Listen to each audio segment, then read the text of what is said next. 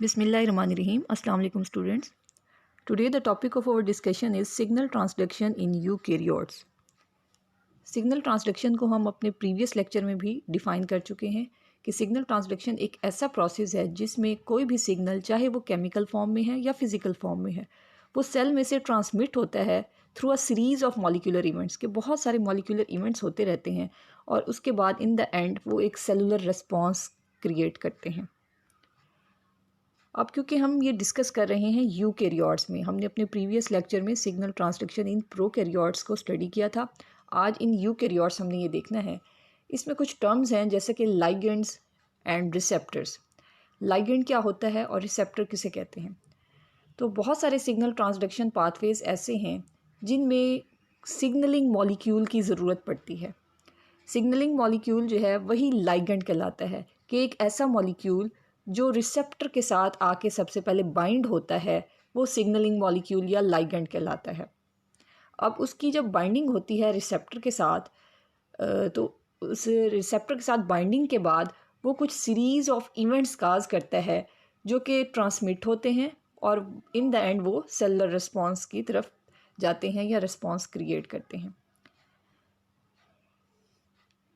तो जब बाइंडिंग होती है लाइगेंड की with receptor it causes receptor activation, means receptor जो है उसके साथ जब तक लाइगेंड बाइंड नहीं होगा वो एक्टिवेट नहीं होगा।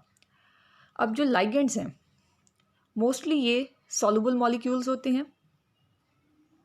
दे are present from the extracellular medium which bind to the cell surface receptors, और ये सेल सरफेस के ऊपर मौजूद जो रिसेप्टर्स होते हैं जैसे कि प्लाज्मा मेम्ब्रेन के ऊपर मौजूद रिसेप्टर्स के साथ जाकर ये लाइगेंड्स बाइंड होते हैं सबसे पहले। अब ये जो लाइगेंड्स हैं ये क्या हो सकते हैं इन नेचर? ये ग्रोथ फैक्टर्स हो सकते हैं, ये कोई साइटोकाइंस हो सकते हैं जो कि सेल की डिवीजन को प्रमोट करें आगे, या फिर कोई न्यूरोट्रांसमीटर्स हो सकते हैं। तो ये तो एग्जांपल्स थी लाइगेंड्स की। अब जो रिसेप्टर्स हैं जैसे हमने बात की कि प्लाज्मा मेम्ब्रेन पे या सेल की मेम्ब्रेन के ऊपर कुछ रिसेप्टर्स पाए जाते हैं जो कि इनएक्टिव रहते हैं जब तक कि कोई लाइगेंड उनके साथ, कोई सिग्नलिंग मॉलिक्यूल उनके साथ आकर अटैच नहीं होता, और जैसे ही उनकी एक्टिवेशन होती है तो वो आगे सिग्नल को ट्रांसमिट करते हैं। तो ये जो रिसेप्टर्स हैं ये इंट्रासेलुलर भी हो सकते हैं और एक्स्ट्रा सेलुलर भी हो सकते हैं। एक्स्ट्रा सेलुलर कौन से होंगे? जो कि इंटेग्रल ट्रांस मेम्ब्रेन प्रोटीन्स होंगी। ठीक है, रिसेप्टर्स जो हैं वो मोस्टली प्रोटीन्स होती हैं जो कि प्लाज्मा मेम्ब्रेन के ऊपर मौजूद होती हैं। तो ये इंटेग्रल ट्रांस मेम्ब्रेन प्रोटीन्स जो हैं ये वो प्रोटीन्स हैं जिनका one part of the receptor is on the outside of the cell and the other on the inside. Transmembrane हम इन्हें कहते ही इसलिए हैं कि ये मेम्ब्रेन पे इस तरह से मौजूद होते हैं कि इनकी एक साइड जो है वो आउटसाइड द सेल होती है और दूसरी साइड जो है इनसाइड ऑफ द सेल मौजूद होती है। मींस आउटसाइड टू इनसाइड ये मौजूद होते हैं क्योंकि आउटसाइड ये इनका एक फेस होता है, इसलिए हम इनको एक्स्ट्रा सेलुलर रिसेप्टर्स भी कहते हैं। इनकी जो एग्जांपल्स हैं एक्स्ट्रा सेलुलर रिसेप्टर्स की उनमें जी प्रोटीन कपल्ड रिसेप्टर्स या जिनको ग्वानिन न्यूक्लियोटाइड बाइंडिंग प्रोटीन्स भी कहा जाता है जी प्रोटीन्स को। तो जी प्रोटीन कपल्ड रिसेप्टर्स जो हैं ये एक्स्ट्रा सेलुलर रिसेप्टर्स हैं। इसी के साथ tyrosine, serine threonine and histidine specific protein kinases ये भी एक्स्ट्रा सेलुलर में आ जाते हैं, और उसके अलावा इंटीग्रिन्स जो हैं ये भी एक्स्ट्रा सेलुलर रिसेप्टर्स की एग्जाम्पल में है। यहाँ पर आप देख सकते हैं कि डायग्रामेटिकली दिखाया गया है कि लाइगेंड जो है जिसको हमने कहा कि ये कोई सिग्नलिंग मॉलिक्यूल होता है, जब ये प्लाज्मा मेम्ब्रेन के ऊपर मौजूद रिसेप्टर के साथ आकर बाइंड होता है तो ये रिसेप्टर साइड जो है ये एक्टिव हो जाती है। अब ये रिसेप्टर आप देखें कि ट्रांस मेम्ब्रेन रिसेप्टर दिखाया गया जिसका एक एंड जो है आउटसाइड द मेम्ब्रेन है और दूसरा एंड जो है वो इनसाइड ऑफ द सेल है। तो ये लाइगेंड इस रिसेप्टर के साथ बाइंड करेगा। जैसे ही ये बाइंड होगा तो ये जो सिग्नल है ये ट्रांसमिट होगा in the form of chemical messenger. Chemical messenger relay the signal. तो ये केमिकल मैसेंजर्स जो हैं ये इस सिग्नल को ट्रांसमिट करेंगे, रिले करेंगे, और इन द एंड जो उसके टारगेट साइट होगी वहाँ जाकर वो रिस्पॉन्स जो है शो करेंगे। इंट्रासेलुलर रिसेप्टर्स क्या होते हैं? इंट्रासेलुलर जो कि सेल के इनसाइड ही मौजूद होंगे, उनका कोई भी एंड आउटसाइड द सेल मौजूद नहीं होगा। तो ये सॉल्युबल प्रोटीन्स होती हैं जो कि सेल के अंदर मौजूद होंगी, और जब ये रिसेप्टर्स सेल के अंदर मौजूद हैं तो जाहिर है जो लाइगेंड है उसकी बाइंडिंग भी सेल के अंदर ही होगी, और लाइगेंड सेल के अंदर आकर जब बाइंड होगा तो उसको वो एक्टिवेट करेगा। अब ये जो इंट्रासेलुलर रिसेप्टर्स हैं ये कहाँ पर मौजूद होंगे? जैसे हमने कहा एक्स्ट्रा सेलुलर रिसेप्टर्स जो हैं वो प्लाज्मा मेम्ब्रेन पे, सेल की मेम्ब्रेन पे मौजूद होते हैं। जो इंट्रासेलुलर हैं जो सेल के अंदर पाए जाते हैं वो कहाँ पर होंगे, उनकी लोकेशन न्यूक्लियस के ऊपर होते हैं, न्यूक्लियर रिसेप्टर्स कहलाते हैं, या फिर साइटोप्लाज्म में अगर मौजूद हैं तो वो साइटोप्लाज्मिक रिसेप्टर्स कहलाते हैं। अच्छा, अब क्वेश्चन ये है कि वंस अ सिग्नलिंग मॉलिक्यूल जो कि लाइगेंड है from one cell has bound to a receptor on another cell, is the signaling process complete? कि क्या अगर एक लाइगेंड एक सेल में से आके किसी दूसरे सेल के रिसेप्टर के ऊपर आकर बाइंड कर लेता है, उसके साथ बाइंडिंग हो जाती है, तो क्या ये सिग्नलिंग प्रोसेस जो है ये कंप्लीट हो जाता है? If we are talking about intracellular receptors which bind their ligand inside the cell and directly activate genes, then answer may be yes. अगर तो हम बात करते हैं इंट्रासेलुलर रिसेप्टर्स की, जिनमें रिसेप्टर्स होते ही इनसाइड द सेल हैं, तो लाइगेंड को अंदर ही जाना होता है फॉर द बाइंडिंग, तो उस केस में तो वो डायरेक्टली जो है इनसाइड द सेल जो है वो जीन्स को एक्टिवेट कर लेते हैं, तो उस सूरत में तो ये डायरेक्ट हो सकती है सिग्नलिंग। लेकिन अगर हम बात करते हैं एक्स्ट्रा सेलुलर रिसेप्टर्स की, जो कि प्लाज्मा मेम्ब्रेन के ऊपर मौजूद होते हैं, तो उस सूरत में ये जो सिग्नल होता है ये ट्रांसमिट होता है through the series of events, और उसके बाद जाके ये रिस्पॉन्स शो करते हैं। तो ये जो चेन ऑफ मॉलिक्यूल्स बीच में मौजूद होंगे जो इस सिग्नल को आगे ट्रांसमिट करेंगे या रिले करेंगे, तो ये क्या करते हैं, ये बनाते हैं intracellular signal transduction pathways. ये किस केस में, एक्स्ट्रा सेलुलर रिसेप्टर्स के केस में। Binding initiates a signaling pathway, किस चीज़ की बाइंडिंग, लाइगेंड की binding with the cell surface receptor. जब लाइगेंड जो है वो बाइंड करता है सेल सरफेस पे मौजूद रिसेप्टर्स के साथ, तो क्या होता है कि जो रिसेप्टर्स का इंट्रासेलुलर डोमेन है वो कुछ चेंज हो जाता है, इंट्रासेलुलर जो सेल के अंदर है, और चेंज इस तरह से होता है कि उसकी कन्फर्मेशन जो है, उसकी शेप कुछ चेंज हो जाती है, विच में make it active as an enzyme और let it bind other molecule. और वो जब अपनी कन्फर्मेशन चेंज करता है तो वो इसलिए करता है कि वो एक एक्टिवेटेड फॉर्म में या शेप में आ जाता है, या इस शेप में आ जाता है कि वो बाकी कुछ मॉलिक्यूल्स को अपने साथ बाइंड कर सके, जो कि आगे फिर उस सिग्नल को रिले करें या ट्रांसमिट करें। अब जैसे ही रिसेप्टर की जो हमने कहा कि उसकी जो शेप है वो चेंज होती है, तो उसकी वजह से, उसकी कन्फर्मेशन चेंज होने की वजह से कुछ और मॉलिक्यूल्स जो हैं उसके साथ बाइंड होते हैं, और वो एक सीरीज़ ऑफ सिग्नलिंग इवेंट्स जो हैं वो बनाते हैं। For instance, the receptor may turn on another signaling molecule inside of the cell which in turn activates its own target. कि एक साइड पे तो हमने कहा कि आउटर साइड पे तो लाइगेंड उसके साथ बाइंड हुआ है, तो उसकी जो इंटरनल साइड होगी वो उसकी कन्फर्मेशन चेंज हो जाएगी bye binding with the ligand. तो वो चेंज होने से क्या होगा कि इंटरनली जो और मॉलिक्यूल्स मौजूद होंगे जिन्होंने पार्टिसिपेट करना है उस सिग्नल ट्रांसडक्शन में, वो उसके साथ आकर बाइंडिंग करेंगे, और फिर एक चेन ऑफ रिएक्शंस जो है वो स्टार्ट हो जाएगा, और वो एक एक्टिव सिग्नल ट्रांसडक्शन जो है वो स्टार्ट हो जाएगा। अब जब हम बात करते हैं कि ये सारी ट्रांसमिशन हो रही होती है सिग्नल की, तो उसमें जो मॉलिक्यूल पहले मौजूद होगा उस सिग्नल ट्रांसडक्शन में वो अपस्ट्रीम कहलाएगा, अपस्ट्रीम मॉलिक्यूल, और वो इवेंट्स या वो मॉलिक्यूल्स जो बाद में मौजूद होंगे, जो नेक्स्ट आने वाले होंगे, वो डाउनस्ट्रीम कहलाते हैं। यहाँ पर आप देख सकते हैं कि सिग्नल ट्रांसडक्शन में फर्स्ट दिखाया गया है कि पाथवे इज़ ऑफ, कि सिग्नल ट्रांसडक्शन यहाँ उस सूरत में ऑफ होगा जब कोई भी लाइगेंड मौजूद नहीं है इस रिसेप्टर के साथ बाइंडिंग के लिए। ये आपको ये जो दिखाया गया है ये रिसेप्टर है, ठीक है, ये उसकी आउटर साइड है और इनर साइड है, और इसी प्लाज्मा मेम्ब्रेन के ऊपर कुछ और इस तरह के मेम्ब्रेन के ऊपर रिसेप्टर और इंटरनल जो हैं ये मॉलिक्यूल्स मौजूद हैं। तो जब तक लाइगेंड नहीं होगा ये सारा कुछ ऑफ है, कोई पाथवे जो है एक्टिव नहीं हुआ। जब लाइगेंड की बाइंडिंग हो गई इस रिसेप्टर के साथ, तो क्या हुआ कि लाइगेंड एक्टिवेट्स द रिसेप्टर, तो उसने पहले इस रिसेप्टर को एक्टिवेट किया। अब ये रिसेप्टर क्या करेगा, it activates protein at the membrane, वो अपने साथ वाले मौजूद प्रोटीन को एक्टिवेट करेगा।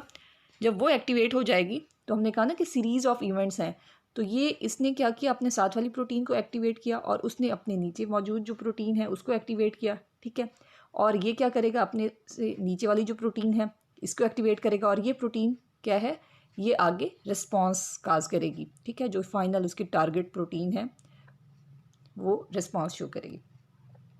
तो इसमें हमने जैसे बात की थी कि ये इसमें हम ये कह सकते हैं कि अपस्ट्रीम और डाउनस्ट्रीम के हवाले से जैसे हमने बात की थी, तो ये जो लाइगेंड है ये इस रिसेप्टर का अपस्ट्रीम में आएगा, और ये वाला जो रिसेप्टर है दूसरा ये डाउनस्ट्रीम है, ठीक है।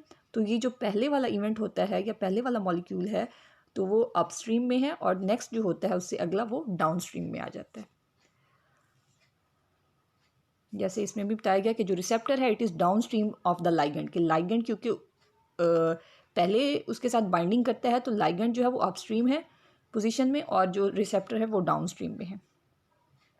अच्छा, बहुत सारे सिग्नल ट्रांसडक्शन पाथवेज ऐसे होते हैं जिसमें कि एक इनिशियल सिग्नल आता है, ठीक है, और उसमें one molecule of the ligand can lead to the activation of many molecules of a downstream target, और वो एक ही लाइगेंड जब बाइंड करता है रिसेप्टर के साथ तो आगे एक नहीं बल्कि कई सिग्नल ट्रांसडक्शन पाथवेज जो हैं वो एम्पलीफाई होकर आगे ट्रांसमिट होते हैं।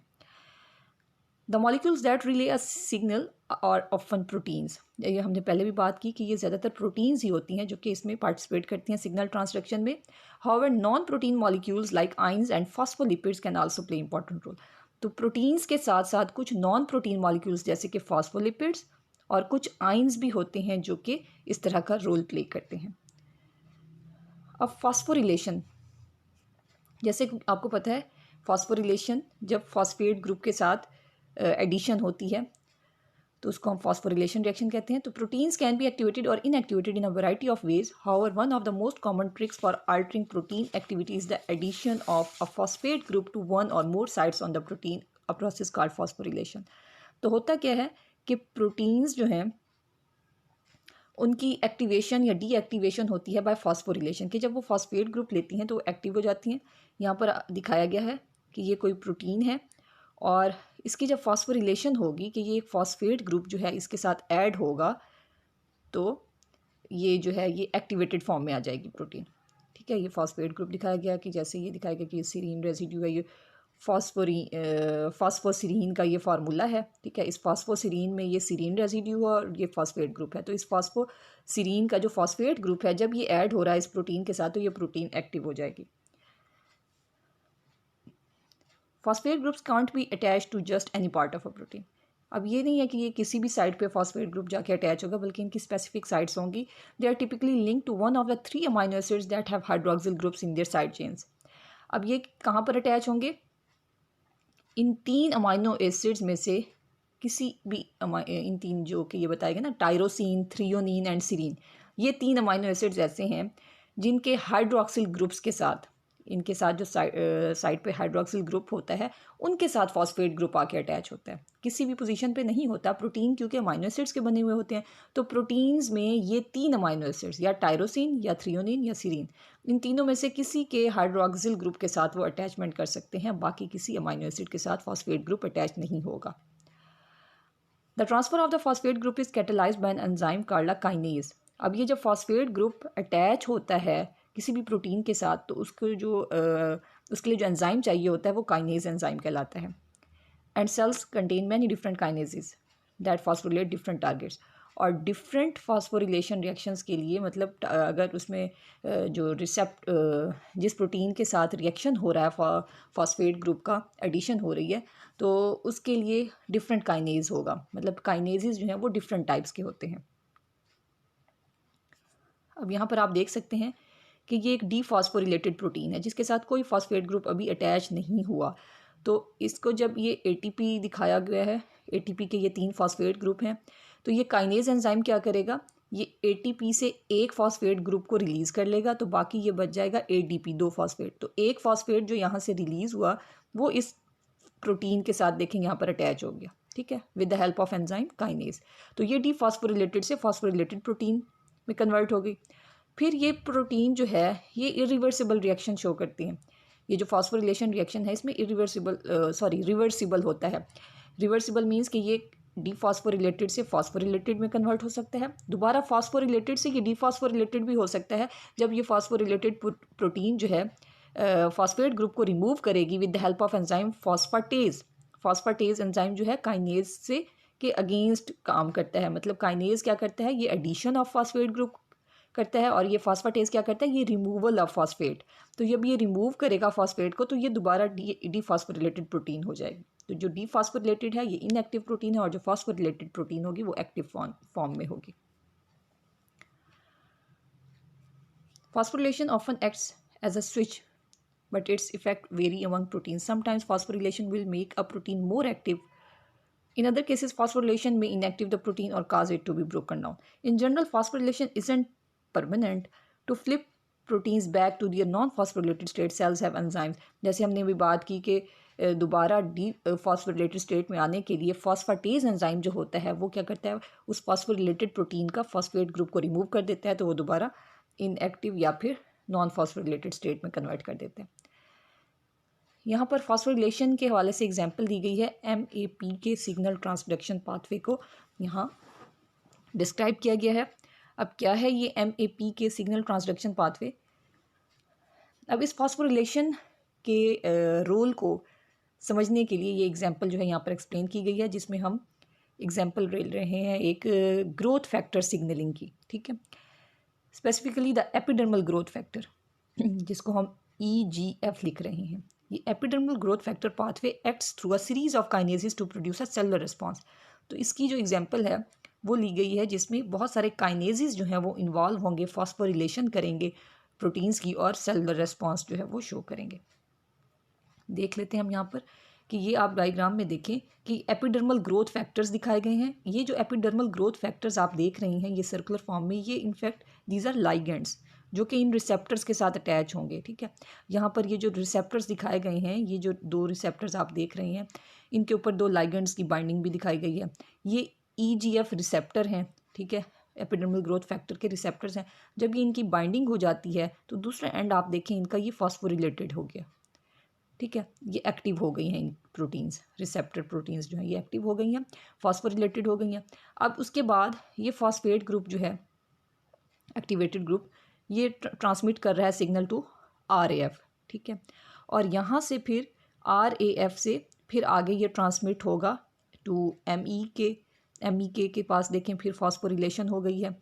फिर MEK से ये फॉस्फेट ग्रुप जो है आगे ट्रांसमिट होगा टू ERK जो है ये भी यहाँ से फॉस्फेट ग्रुप लेके ये फॉस्फोरिलेटेड हो गया है, इसके साथ आप देखें यहाँ फॉस्फेट ग्रुप आ गया है ERK के साथ। फिर ये क्या करेगा, phosphorylation of cytosolic targets promoting growth and division. अब ये ERK जब फॉस्फोरिलेटेड हो जाएगा तो ये क्या करेगा, उन साइटोसोल में मौजूद जो टारगेटेड सेल्स हैं, टारगेटेड पॉइंट्स हैं, वहाँ पर ग्रोथ को और डिवीजन को प्रोमोट करेगा। और फिर ये ERK जो है ये देखें ये न्यूक्लियस में दिखाया जा रहा है कि इसकी एंट्री हो रही है न्यूक्लियस में। न्यूक्लियस में जाके ये क्या करेगा, ये phosphorylation of other transcription factors और उसके साथ ये कुछ और मॉलिक्यूल्स मौजूद हैं, CMYC दिखाया गया है, साइक्लिक MYC। तो ये इन CMYC को फॉस्फोरिलेट कर रहा है और इनके ट्रांसक्रिप्शन करेगा इनके जीन्स की, which causes the cell growth and division.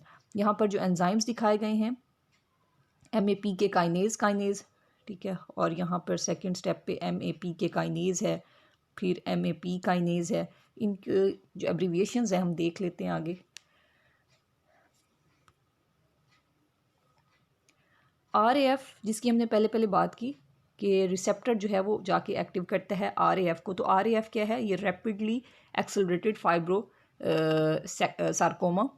और इसी तरह उसके बाद हमने कहा था कि ये RAF जाके आगे MEK को फॉस्फोरिलेटेड करता है। तो MEK क्या है, ये मेलानोमा एक्टिवेटेड काइनेज है और वो MEK आगे जाके ERK को एक्टिवेट करता है। तो ERK क्या है, ये है extra cellular signal regulated kinase. तो ये मिलके बनाते हैं 3 टायर्ड काइनेज सिग्नलिंग पाथवे, ठीक है। हमने ये बात की थी कि इनिशियली न्यूक्लियस से पहले ये 3 स्टेप पे जो है इनकी काइनेज एक्टिविटी या फिर फॉस्फोरिलेशन होती है।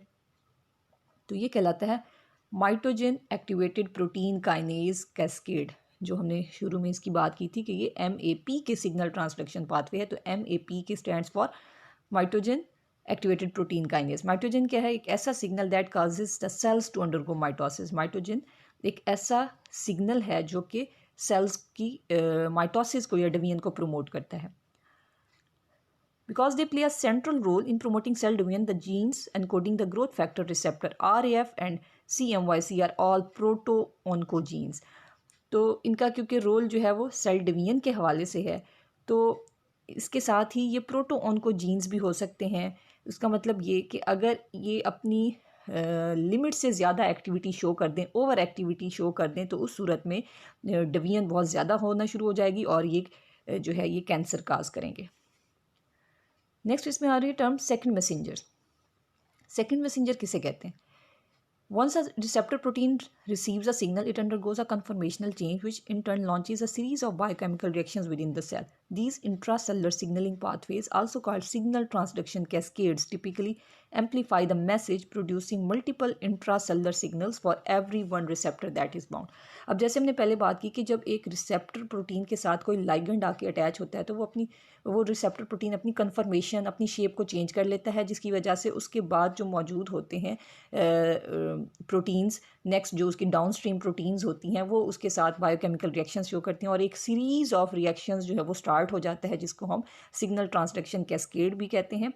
और उसके बाद मल्टीपल जो है इंट्रासेलुलर सिग्नल्स जो हैं वो ट्रांसमिट होना शुरू हो जाते हैं। Activation of receptors can trigger the synthesis of small molecules called second messengers.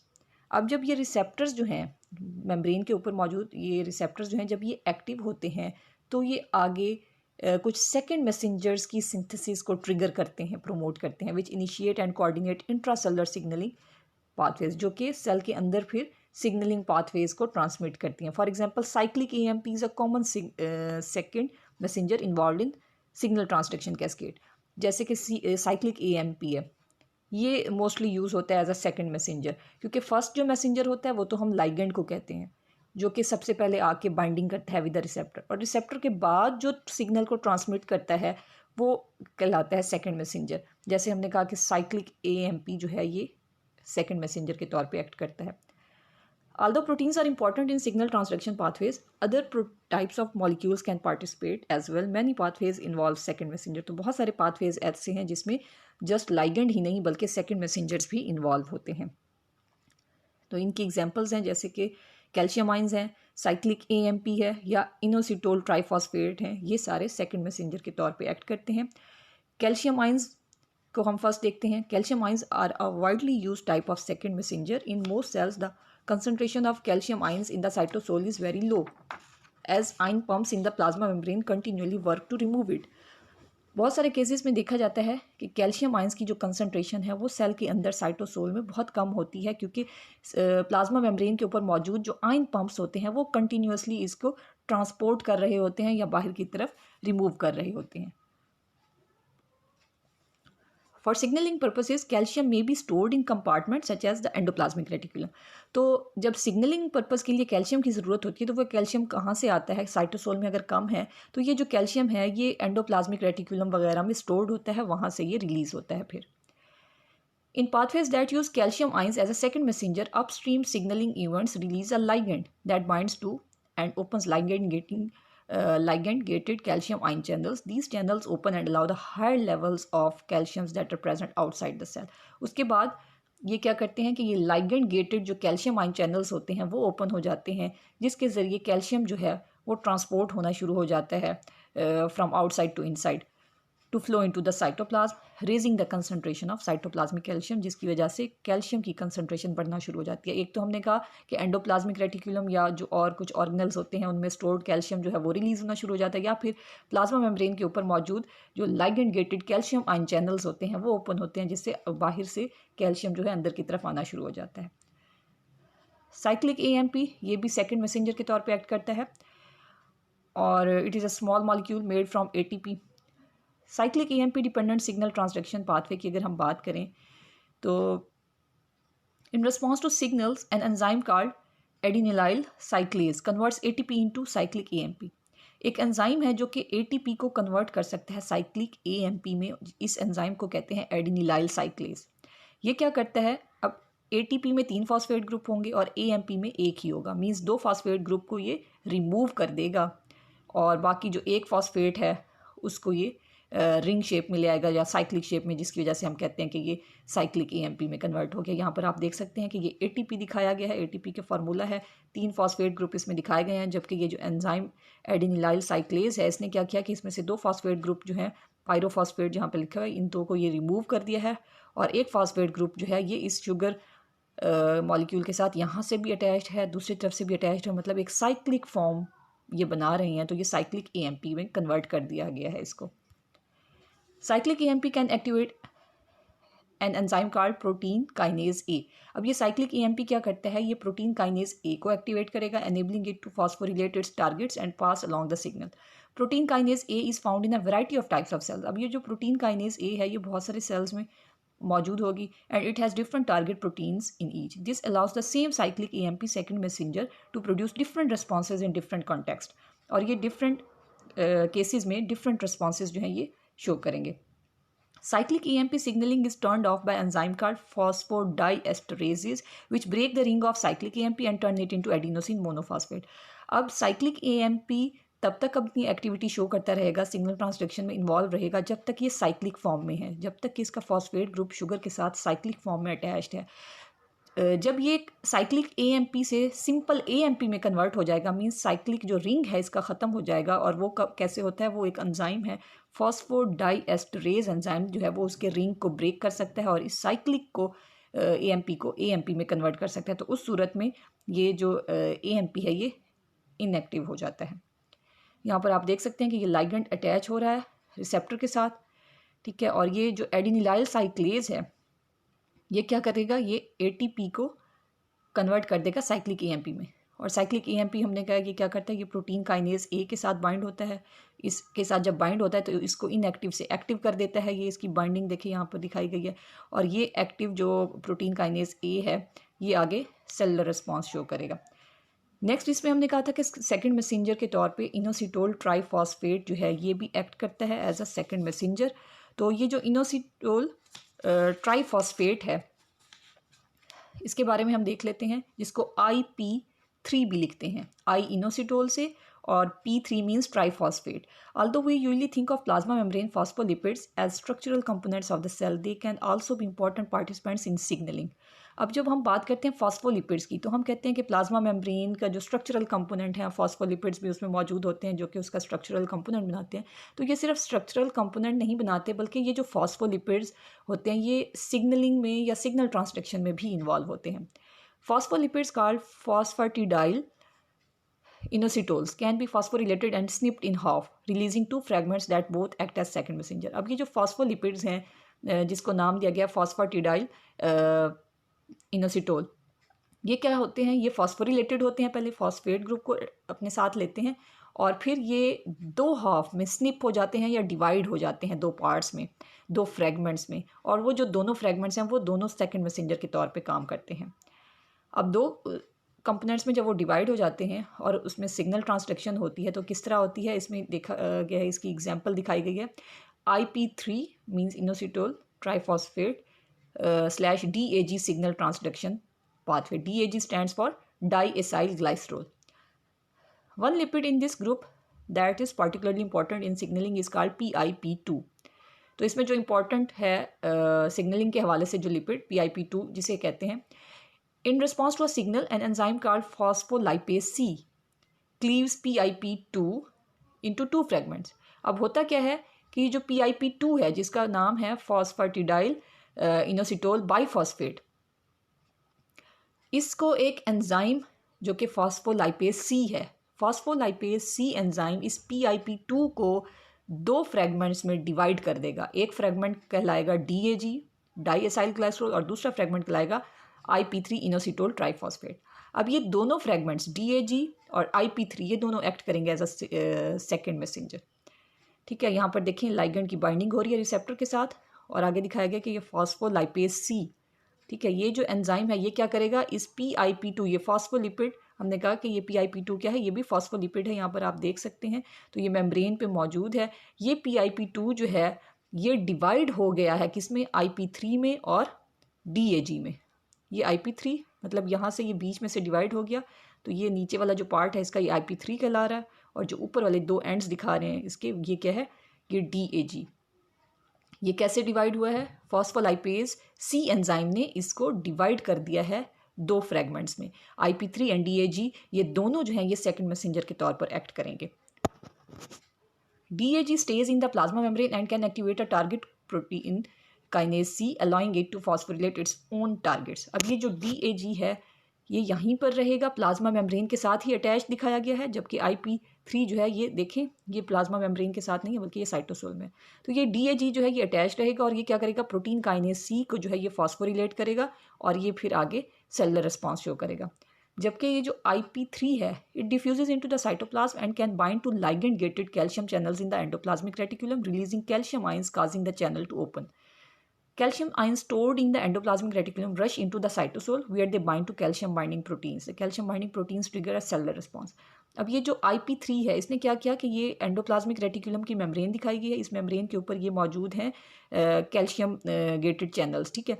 तो ये जब IP3 ये देखें यहाँ पर आके ये अटैच हुआ है, ठीक है। जब ये अटैच हुआ है तो ये इसकी अटैचमेंट से क्या होगा कि ये कैल्शियम गेटेड चैनल्स जो हैं ये ओपन हो जाएंगे और इस एंडोप्लाज्मिक रेटिकुलम के अंदर मौजूद कैल्शियम आइंस जो हैं ये आप देखें ये बाहर आना शुरू हो जाएंगे, जिसकी वजह से साइटोसोल में कैल्शियम की कंसनट्रेशन बढ़ना शुरू हो जाएगी और ये कैल्शियम आइंस जो हैं ये कैल्शियम बाइंडिंग प्रोटीन्स के साथ, ऐसी प्रोटीन्स जिनके साथ कैल्शियम बाइंड होता है, ये इसके साथ बाइंडिंग करेंगे तो ये प्रोटीन्स एक्टिव हो जाएंगी और ये फिर सेलुलर रिस्पॉन्स शो करेंगे। सेलुलर रिस्पॉन्सेज में gene activations and metabolism alterations are the example of cellular response. हम बात कर रहे हैं ना कि सेल के रिस्पॉन्स जो है वो सेल जो है अपना रिस्पॉन्स शो करता है। तो रिस्पॉन्स किस तरह शो करता है कि कुछ जीन को एक्टिवेट करके या मेटाबॉलिज्म को चेंज करके अपना जो रिस्पॉन्स है वो शो करता है। Gene activation leads to further cellular effects. Gene activation क्या है, ये सेलुलर इफेक्ट्स शो करता है सेलुलर लेवल पे और transcription factors produce as a result of signal transduction cascade can activate even more genes. और उसके अलावा कुछ ट्रांसक्रिप्शन फैक्टर्स होते हैं जो कि ट्रांसक्रिप्शन करते हैं, प्रोटीन्स फिर आगे बनाते हैं, तो ये सिग्नल ट्रांसडक्शन कैस्केड को आगे ट्रिगर करते हैं और बाकी कुछ और जीन्स को ये एक्टिवेट करके रिस्पॉन्स शो करते हैं। तो ये हमारा आज का टॉपिक था, signal transduction in eukaryotes. Thank you, Allah हाफिज़।